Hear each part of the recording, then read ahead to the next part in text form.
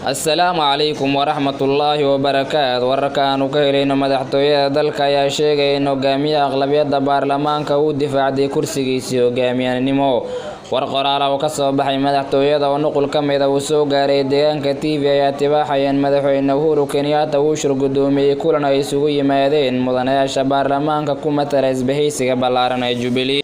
waxaa sidoo kale madasha soo xaadiray madaxweyne ku-xigeenka dalka Dr. William Ruto kaasi oo sidoo kale ah ku-xigeenka isbahaysiga Jubilee, xogayaha guud ee xisbiga Rafael Tuju iyo 212 ka mid ah mudanayaasha baarlamaanka. mudanayaashaasi aqlabiyada ku ansixiyay Justin Muturi uu sii ahaado afhayeenka baarlamaanka, Moses Cheboyin uu sii ahaado ku-xigeenka afhayeenka baarlamaanka dalka, mudane Aadan Barre Ducaale uu sii ahaado hogaamiyaha aqlabiyadda baarlamaanka, halka mudane Jimmy Angwenyi uu sii ahaan doono ku-xigeenka hogaamiyaha aqlabiyadda baarlamaanka dalka.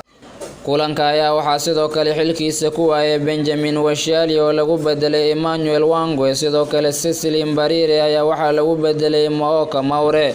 ugu dambeyn madaxa xisbiga ayaa magacaabay Amos Kimunya inuu noqdo xogayaha xisbiga Jubilee. garabka baarlamaanka ayaa lagu soo koobay nuqulkaasi ka soo baxay madaxtooyada dalka.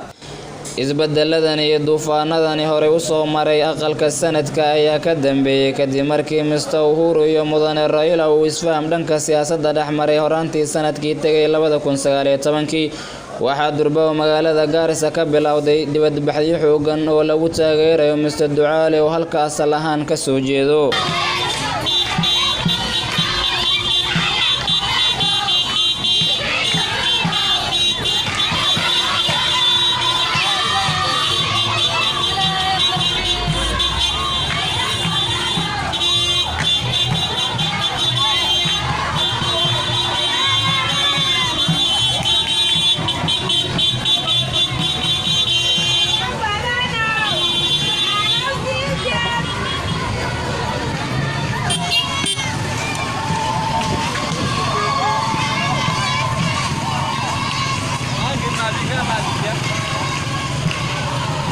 halka aad warbixintaasi xasaasiga kala socoteen waa deegaanka TV. booqo bartaan YouTube-ka ku leenahay deegaanka TV, subscribe saar kadib gambaleelka furo si aad ula socotid waxyaabaha xiiso leh halkaas aan soo gelin doono.